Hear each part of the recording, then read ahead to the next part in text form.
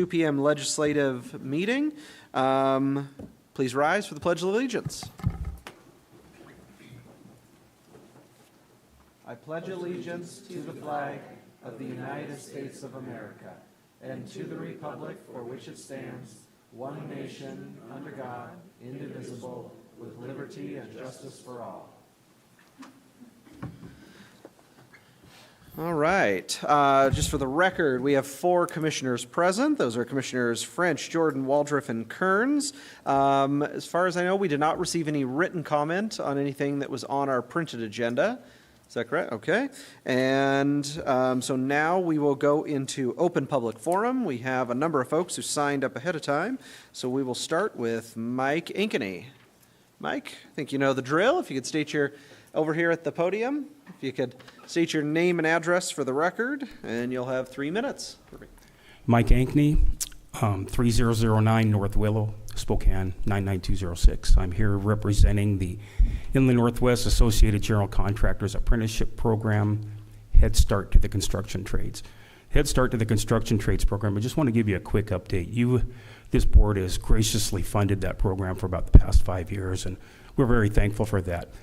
We are just started our 48th class, and we are nearing the 700 student mark that we've run through that program.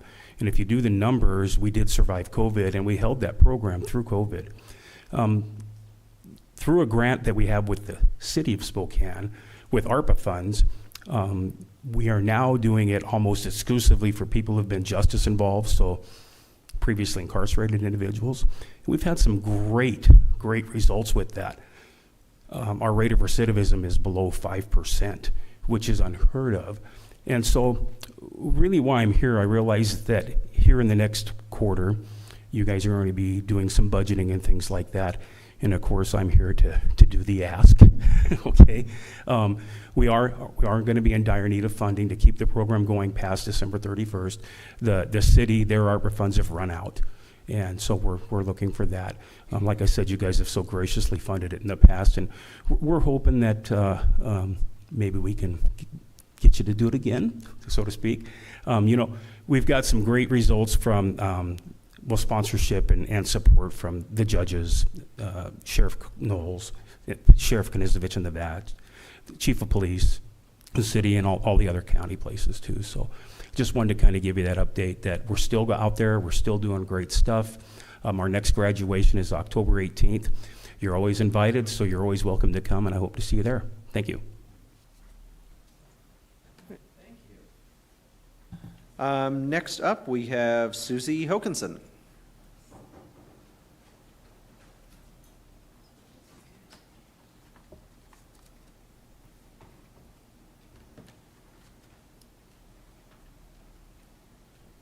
Hello, Susie Hokinson. I live at 1315 West Woodside Place. Same old thing coming out of me. I really invite you and encourage you to quickly come up with a land acknowledgement. As I've said many times, I find it very difficult to do the Pledge of Allegiance until I've acknowledged the land we live on. And I love being involved with Indigenous things. I actually donated a very simple, large greenhouse that's going up out on the reservation. So I'm invited October 5th to spend the day with them, which is exciting. And also encourage you to do whatever you can for this month of suicide remembrances. Anyone that's been touched by suicide, we need to keep the word out there and find people to educate us about the issues. And the other thing is evening meetings. I run across, I've invited at least 2,000 people, probably more than that, to come. And so many people cannot come because it's during the day. They can't watch virtually. They can't testify virtually. So, and of course, thank you all for what you're doing. You're all wonderful. Mary especially. No, I'm Mary also.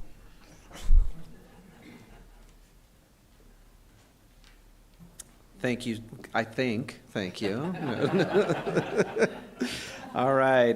Next up, Becky Dickerhoof.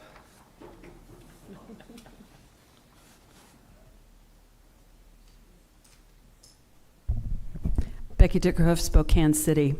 Last week, I told you Spokane trends reported during the 2023-2024 school year, 2,378 students were documented as homeless in Spokane County. What I didn't add was the McKinney-Vento Act, which requires documenting homeless children in our school system, does not account for those who are not school age or those who are not enrolled in a school system. A series of articles by Invisible People, a nonprofit dedicated to homelessness education, discusses many misconceptions concerning homeless children. They realize the yearly midwinter point-in-time count also does not account for the number of children who are unhoused. Those collecting data concentrate on searching for the homeless in streets, under bridges, and homeless shelters. They do not investigate parked cars at superstores or check hotel rooms. The statistic for these children is heartbreaking. We know 87% of homeless children drop out of school. Half are under 6, the time when they should be starting their education. Children between the ages of 1 and 5 account for 35% of the homeless children in shelters, while 39% are under the age of 18. The result of this terrible reality is intergenerational homelessness. Quoting Invisible People, roughly half of all homeless adults today also experienced homelessness while they were growing up. We also know that children who experience homelessness, no matter how often or for how long, are 40% more likely to be homeless. The most depressing thing to realize is they have nowhere to go to spend the traditional family holidays. The lack of a familial support system adds to the considerable risk of morbidity and mortality. Even more alarming is the evidence shows landlords are adding the names of the children to eviction notices, which is then part of their public record, affecting their access to housing as adults. We know that intergenerational poverty is linked to homelessness. We know that only 1 out of every 4 households eligible for rental assistance receives it.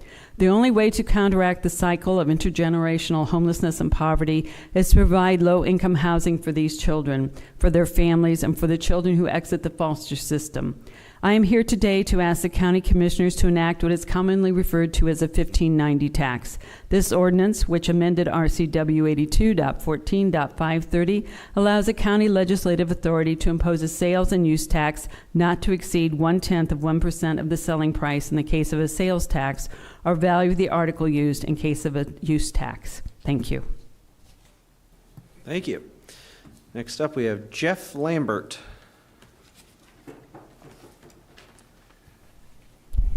Hello, everybody. Let's see if I can read this. My name's Jeff Lambert. I live at 16 East 39th Avenue, and I'm in the 5th District. So, first off, I'm an environmental consultant. I'm speaking on the PFAS contamination on the West Plains. I've worked on these kind of projects, and the number one thing I want you guys to take away is how important it is to work directly with the Department of Ecology. A lot of things that I've been reading in the newspapers are not credible. So I read the 2017 and 2019 reports. Every single sample was above the PFAS contamination level. That's a big deal. And one of the most serious violations when it comes to environmental regulations, whether it's in the workplace or in public health or in ecological or environmental issues, is to not notify the parties that might be affected.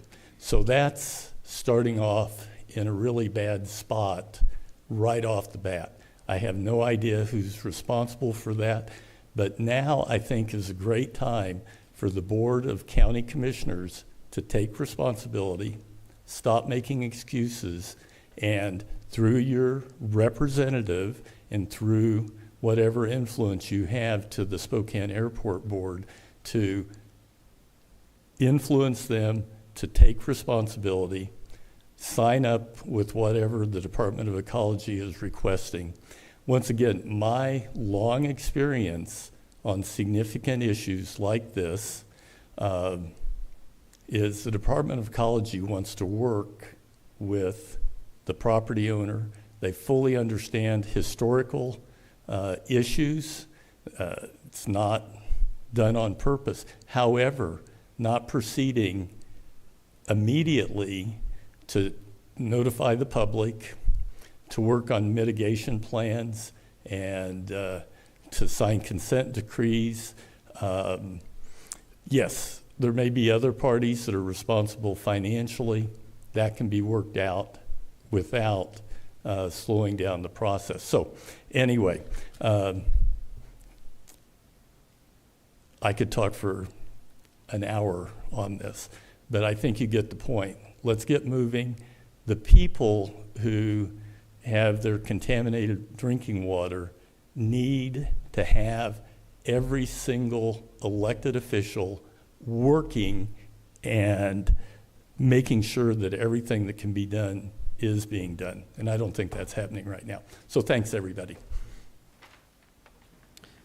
Thank you. Next up, Tom Scrum? Not quite, but Shrum.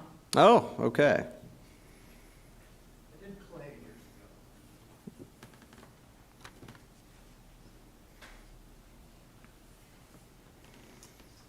Howdy, my name's Tom Shrum.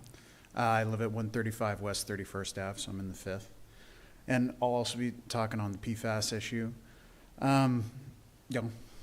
My wife and I have been successful. We're lucky. We've been looking at lake places and all the water filtration stuff that goes along with that. And the thing that I was most surprised at when I found that was that you can go on Amazon and buy a $200 piece of equipment, stick it under your sink, and it'll give you clean drinking water, including PFAS filtration. Why haven't you done that? It's kind of shocking that we have a easy solution and get people clean drinking water right now. And you're talking about grants and proposals and coordinating between 6 different agencies for something that might happen a year from now. Do you just not believe that PFAS is dangerous? Do you think it doesn't cause harm? I really don't understand your slow plan on this. This is something you could fix now. And it's upsetting and sad, and frankly, yeah, you can hear it in my voice, I'm getting a little angry and emotional that you just don't care about people. And it's pretty gross from elected officials, because the thing that we have, the power as just little people, is to elect you guys to work for us.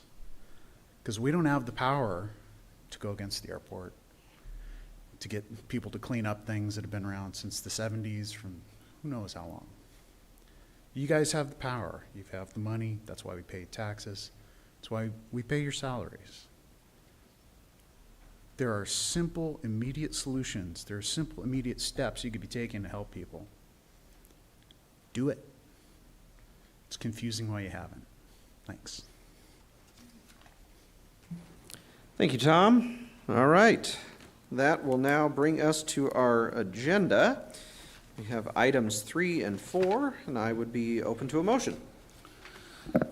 Yes, Mr. Chair, I would make a motion that we approve item 3A and items 4A through L as they appear on today's agenda. Second. We have a motion and a second. Any comments, discussion? Seeing none, all in favor say aye. Aye. Aye. Motion passes 4-0. That does it for our printed agenda. Any items for the good of the order? Yeah. Commissioner French? Yeah, thank you. Today we issued a press release for anybody that has been contaminated with the PFAS in their well to please contact our office, and you can be included as part of an application to the state legislature for full filtration systems, not just under the sink filtration, but well filtration systems. You can get under the sink filtration systems from the State Department of Health for free. You don't need to go on Amazon. You can actually get that from the State Department of Health. But for a lot of folks in the rural areas, under the sink filtration systems do not work. They do not irrigate your garden. They do not water your animals. They do not irrigate your crops. You need a bigger filtration system more on the wellhead, and that's what we're trying to do for those in the rural areas. So we did put out a press release notifying everybody in the media. We also put it out through the West Plains Water Coalition and a number of other venues so that we can encourage people, if you have a well that's been contaminated, please contact our office and we will include you in the package to go to the state legislature to get full filtration, not just on your sink water, but on your well, full filtration systems put onto your system. We've also been, and through the excellent work of Heather Arnold and Jeff McMorris, been made aware of a grant that's available for communities to address the PFAS filtration system as well. And so we are, as of yesterday, we did get 3 of the 4 commissioners authorizing us to move forward with the grant. And so we will make great haste to do that as well. But again, if you live in the rural areas and you have a well that's been contaminated with PFAS, please contact our office. We will add you to the list. There's some information that we need from you so that we can right-size the equipment. But please contact our office, and we will include you as part of a application to the federal, to the state legislation, as well as including you as part of the grant application. So with that, thank you, Mr. Chair. Look down this direction. Anything? Commissioner Jordan? I think it was 4 of 4, just to clarify. When I asked, there was only 3 of us that said we were going to move. That's why I told Scott, you got three head shakes. So if Ms. Waldrop said yes, then I missed it. So, okay, then 4-4. Very good. Thank you. Scott? Chris, anything? Nope, Okay. nothing for me. All right. Well, it is 2:19, and we are adjourned. Everyone have a great day.